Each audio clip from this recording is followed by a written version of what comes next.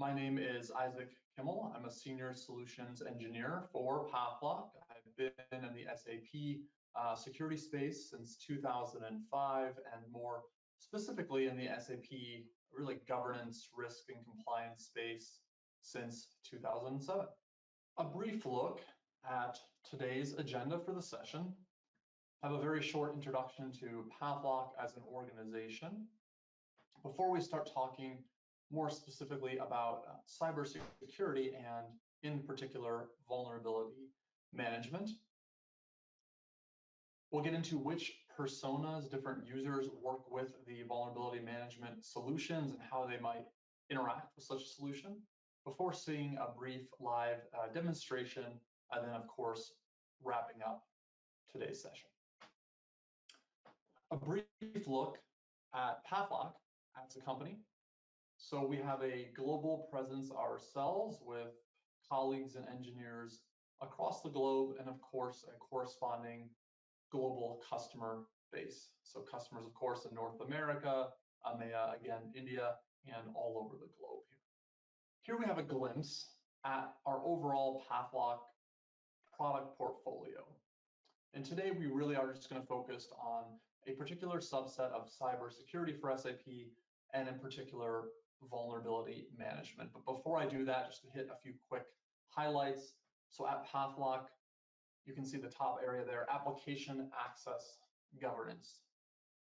So providing both the breadth and depth to handle cross-application access governance, whether that's risk analysis or SOD analysis or compliant fine-grained provisioning or user access reviews and certifications, elevated access management across not only SAP, but Oracle, Salesforce, Workday, and many other business applications. It's one of our core offerings.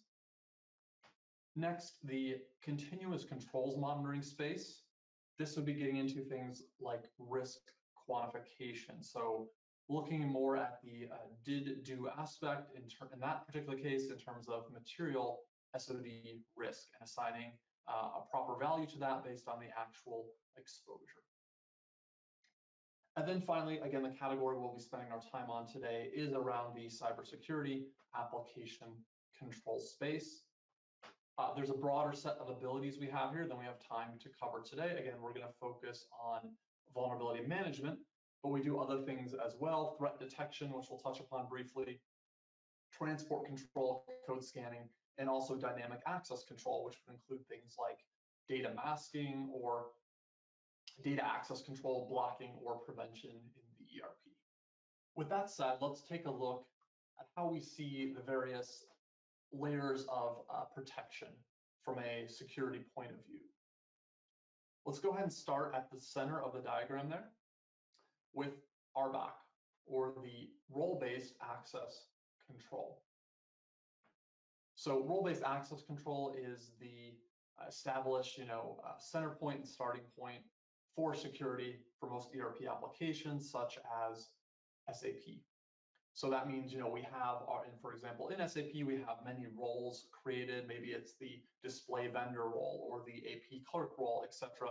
Those roles contain specific authorizations or permissions, and those get assigned out to our user community to control what they can do in our SAP system in that particular case. So this has been around for many decades, and of course, it's a good starting point, the role-based access control, but it's often and increasingly no longer sufficient on its own. So we want to present a more holistic approach, and that's where we get into these other layers of protection. So moving up one level to the attribute-based access control. So this does not require replacing what you've already done from a role-based security perspective, but it is additive and dynamic. What we mean by that is this is about defining policies based on data or user attributes and then being able to take proactive action as required as users are interacting, for example, with the SAP system. So that could be that someone on our HR team, if they're logging into the system at 2 in the morning, we're going to either block access to sensitive HR information or mask certain key fields because there's not a business reason to be viewing that data. Or we might have various requirements and controls, for example, ITAR, where we need to make sure that only certain citizenships have access to sensitive material. So we could, again, control that through the attributes and through this attribute-based access control approach. Moving up a level to the vulnerability detection and assessments that we'll be talking about more today. This is around having automated and regular assessments and vulnerability scans of the monitored systems. So we are looking for, for example, maybe some configuration in the system that's not secure, some code that is not secure and could be easily exploited. So it's around having a baseline scans and evaluations and automated detection of the known vulnerabilities through the application environment. And we do provide out of the box with our solution that we'll be speaking about thousands of relevant checks that come ready to go and use with the solution. So while the vulnerability scanning and assessment piece, management piece, is really about those automated evaluations on a regular periodic basis, the threat detection component from a cybersecurity side is then really your real-time response piece to this, the real-time event monitoring, for example, 24/7, 365 in the system as behaviors are happening. A simple example of that could be we have someone on our IT team who creates a new user account in our system, J. Doe, John Doe, that's fine. But then we detect in the solution that that individual then logs in, who created the account, right, logs in as that John Doe account from his same work PC. That might be something we want to raise as a threat, because that should not be happening. I shouldn't be creating a new user in my production system and then logging in as that user. So one way to look at vulnerability management and assessments is looking at it from the perspective of a building or an office building here. So if we're talking about really making our building secure, we need to secure all the relevant access points, not just one access point. So for example, in our office building, right, of course, the general access to the premises, the primary entrance areas or doors to that building, but other things as well, right? The garage entrance, all the windows and doors, any roof hatches, skylights, etc. Point being, of course, if we don't secure all the access points, the building's not secure. We may also have a false sense of security. And if we think about this in the terms of the SAP ERP, there's going to be, again, many access points, so to speak, in that application.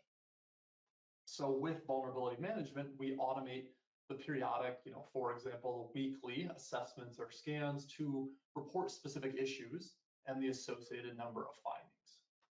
For example, a program in our system lacks proper security or authorization checks in SAP terminology in the code and is thus easily exploited. So how do we see it, and how does this really work in practice when we talk about getting started with a vulnerability management solution and the associated processes? So we're going to work our way left to right here. First, of course, we need to define the audit requirements and really what corresponding checks and evaluations do we want to automate and perform through the solution here. So we're basically setting the criteria, right, the ideal target state of what we are going to be looking for. So again, with our Pathlock vulnerability management solution, we provide thousands of out-of-the-box checks that do come ready to go there. Of course, next, right, we need to actually then run our initial analysis. So for the vulnerability management assessments or scans, as we could call them, we're going to perform the initial analysis in the in-scope systems there. Of course, our initial project state results are then returned. We are likely, of course, going to have a number of findings that we may need to review there. And at that point, we're going to begin reviewing those, and this is where we would consider the start of this, so to speak, hardening project or project to minimize the risk and resolve known vulnerabilities to go ahead and get started. So for that project, what's important is to base, the priorities on maybe the severity level in order to start minimizing the risk in a logical manner. Meaning we have classifications there for, is this a critical risk, a high risk, a severity level from 1 to 10. We want to, of course, prioritize based on those initial results, which ones do we want to start evaluating and taking action on first in the system.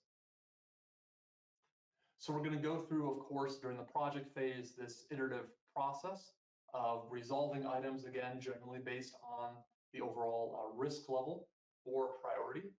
And then we can, of course, continue the scans and evaluations of the system.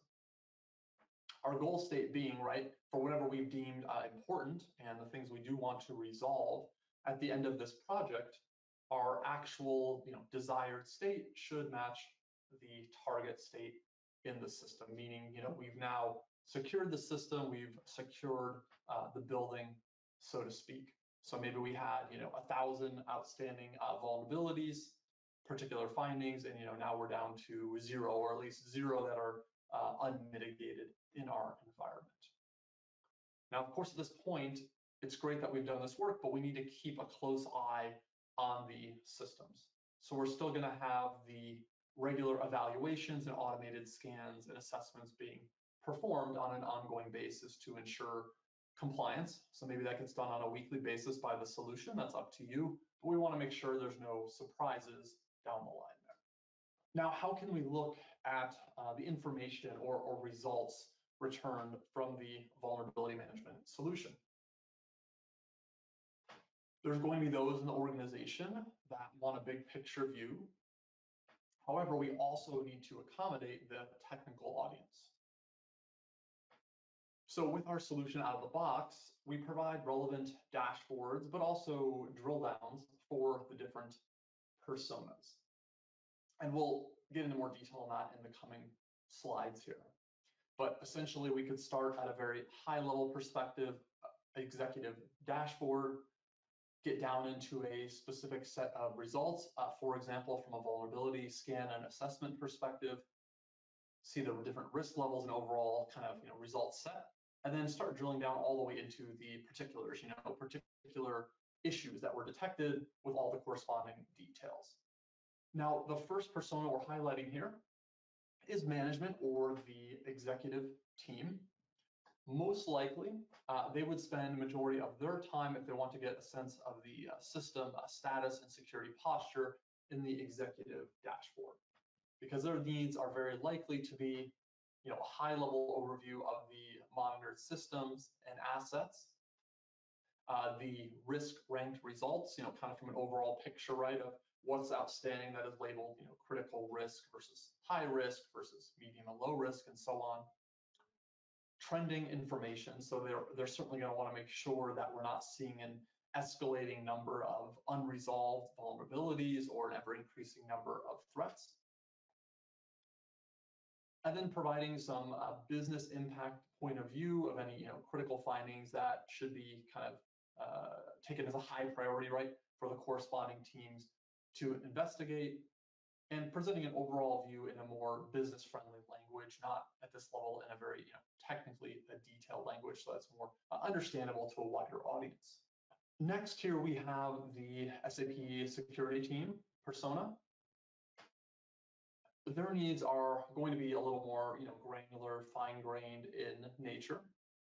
So most likely they would use a combination of what we call our audit dashboard or assessment results, but then also going into more detail around the vulnerability monitoring, the specific findings, and even drilling down into the details of each particular issue that is being reported there. So this team, of course, will need the detailed vulnerability information based on the findings and number of issues detected.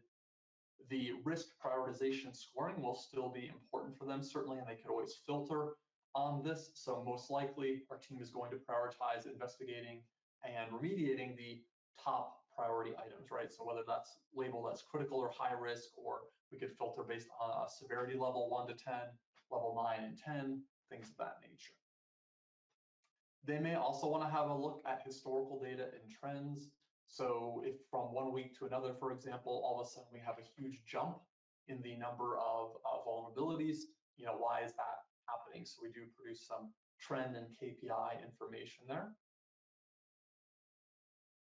And they may want to look at particular items if they've been tagged or associated with a particular compliance framework.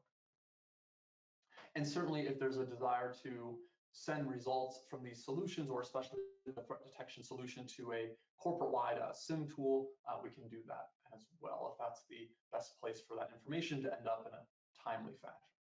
Now, switching over to the system or application owners, these system owners are going to want to, view or filter the results really to the systems they care about, or are actually responsible for. And they may also want to filter again by specific high or critical risk. So, if there's a larger environment where there is a dozen or dozens of systems, right? I'm a system owner of a particular system, then certainly I can use, for example, the vulnerability monitoring results and details and drill into the pieces I'm really responsible for and care about on a day-to-day basis. So I could filter the results, right, to say I own system ABC, so that's the one I need to be taking a look at. I may want to apply those filters as mentioned for only the high-risk items. And then we're going to be able to keep an eye on this, right, to make sure progress is being made in terms of resolving, the known vulnerabilities or issues in the particular system that I am responsible for.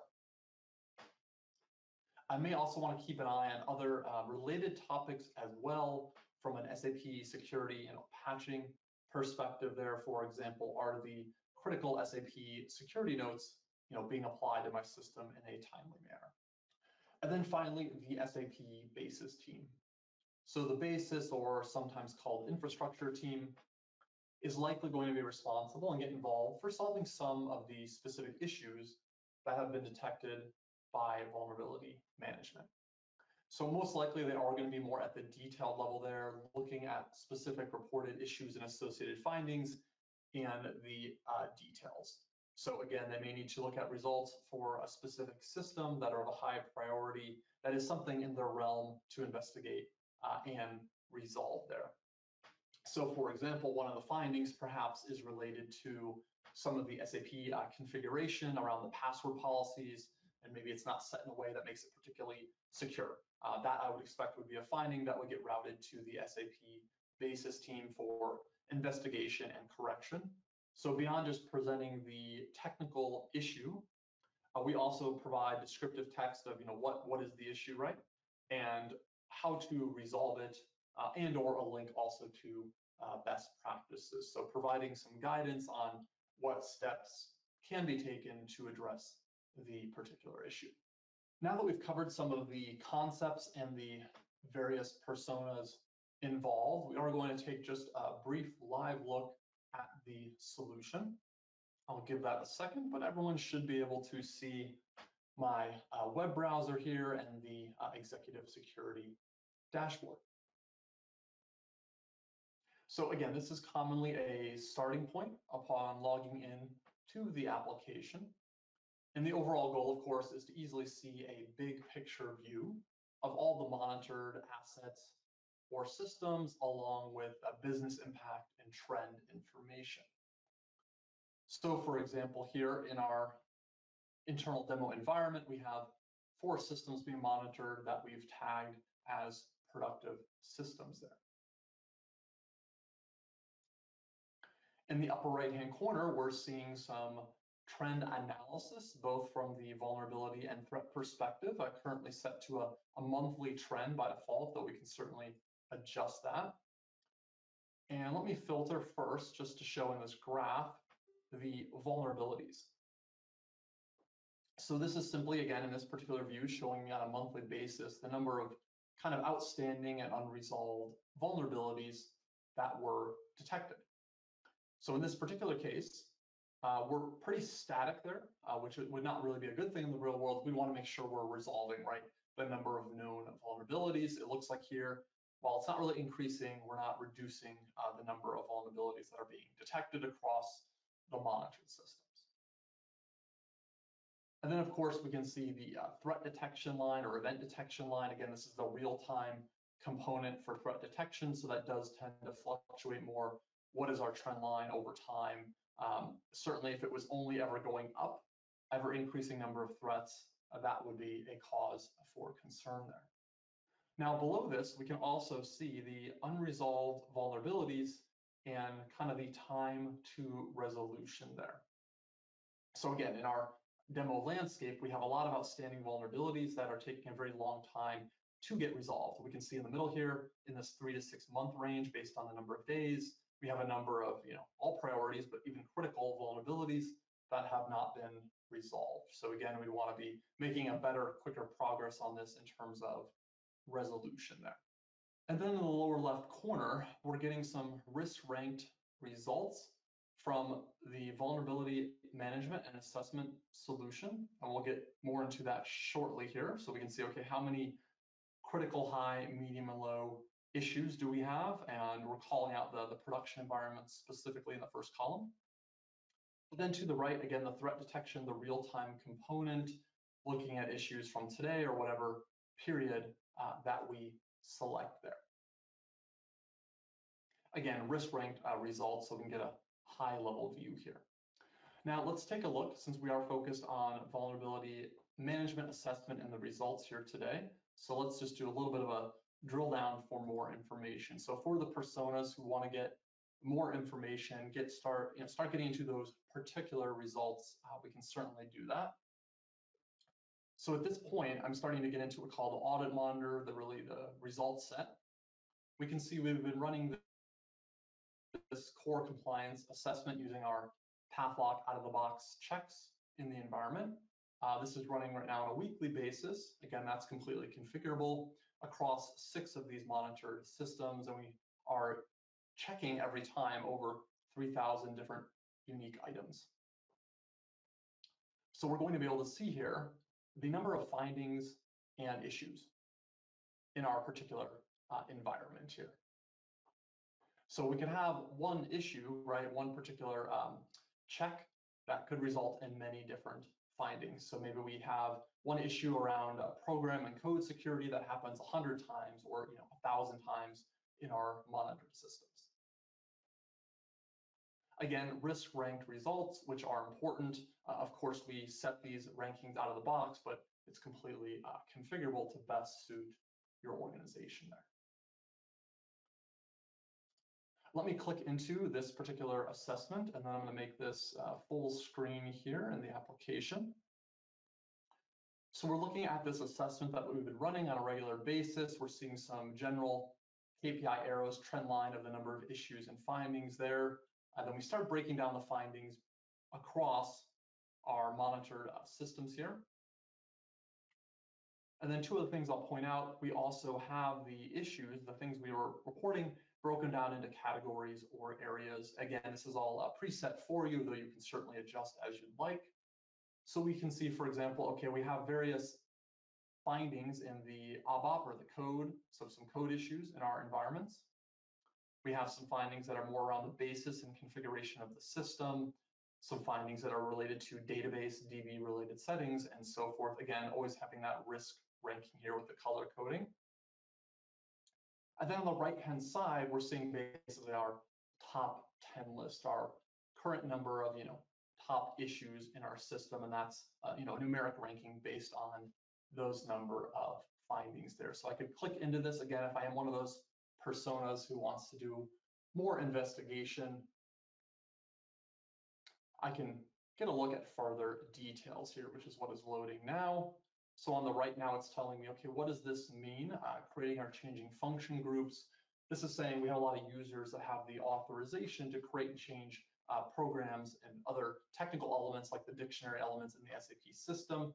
That definitely would not be permitted or should not be something someone can do in your productive environment. This would mean they could completely circumvent the SAP change control process. So any code changes, for example, always need to be done in a development environment, gone through a proper testing, QA, and change management process before they go to production. If people can directly change a program in production, really anything can happen at that point, so it's completely insecure. So now we are seeing specific results here, again, for the personas or team members who need to do investigation. I will just point out one other one. Let's bring up another example. That's a very critical item as we've tagged it. And I'll maximize that here. So this is reporting, and this is doing evaluation, part of the code scanning. That's part of the vulnerability management and assessment. It's looking at the programs, and it's saying we've found programs in the SAP system that can change the authorization buffer of a user. Why is this such a high risk? That basically means that if someone runs that program, they could grant themselves, all access essentially in the SAP system. And then, of course, once the user has the all access, they're free to do literally anything they would like in the application. They're going to, bypass all the normal security controls and RBAC-related controls that are in place. And what makes it especially hard to detect is because this is manipulating a buffer, not a normal table or normal process.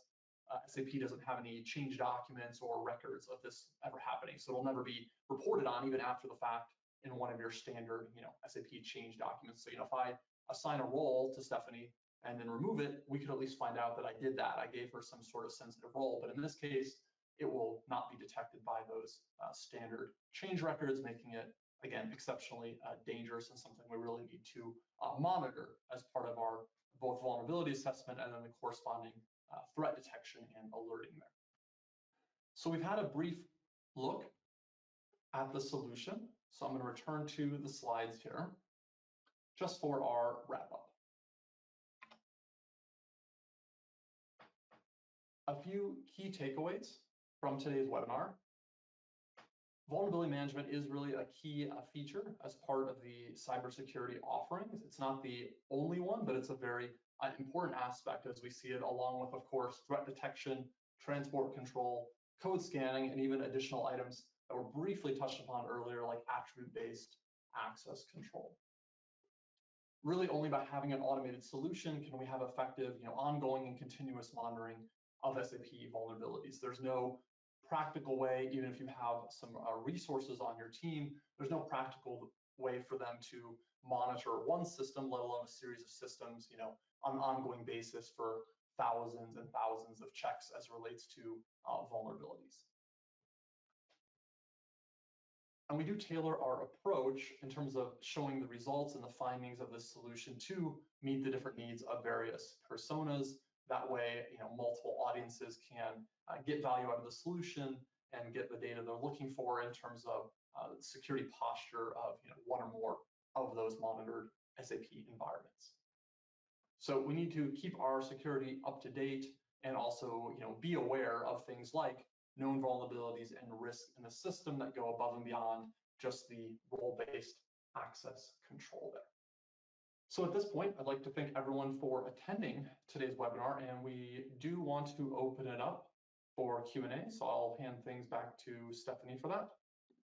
Our first question is, if I buy a vulnerability management solution from a vendor, does this mean I have to build all the rules myself? It's a very fair question because that would be a daunting task. So no.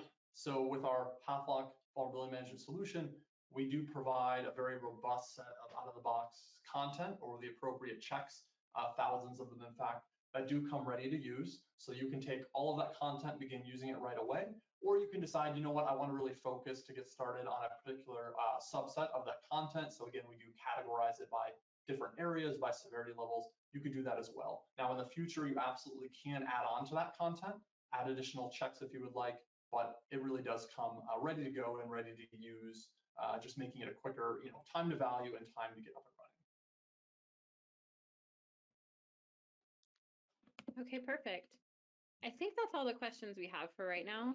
If you do have any more questions, we're happy to answer those. Please email us at info@pathlock.com, and we would be happy to answer any of those or talk about anything else you have questions on.